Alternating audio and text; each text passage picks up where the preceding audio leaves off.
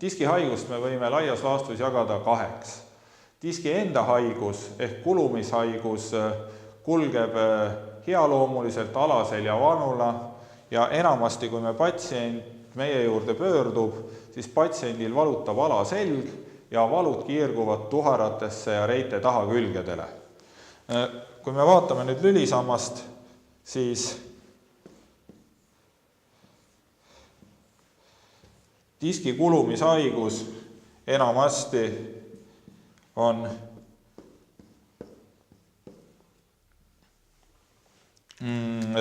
alumiste nimelülide piirkonnas, see on 3., 4., 5. nimelüli, see on esimene ristlulüli. Ja diskid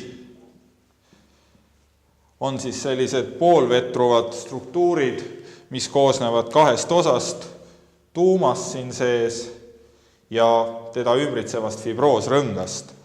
Ja nüüd, kui disk hakkab oma veesisaldust kaotama, kõrgus langeb, muutub struktuur ebaühtlased ja fibroosrõngasse hakkavad tekkima rebendid, võib see tuum kontakti minna siin diski ümbruses olevate närvilõpmetega, samamoodi oma kõrgust kaotades siit välja tulevad närvijuured võivad sattuda kompressiooni või surve alla ja kokku annabki ta siis ebamugavustunde inimesele alaseljas. Sellise haiguse puhul efektiivne enamustel juhtudel on konservatiivne ravi. Valuravi, erinevad taastusravimetoodikad ja kui seda ravi on pikaajaliselt proovitud ja tehtud ja inimesel elukvaliteet langeb, siis põhimõtteliselt on võimalik need diskid kirurgiliselt asendada. Ja täna maailmas on 2 metoodikat selleks.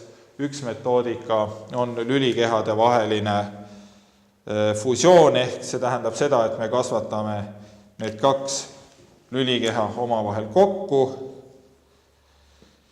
Ja praegu kasvav trend on ka siis niinimetatud lülivahemiku protees.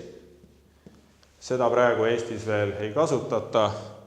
Uuringud on pooleli, me soovime olla kindlad, et kui me midagi sellist patsiendile ka paneme, siis tulemus on sama hea või veel parem kui niinimetatud lülikehade kokkukasvatamise tehnika.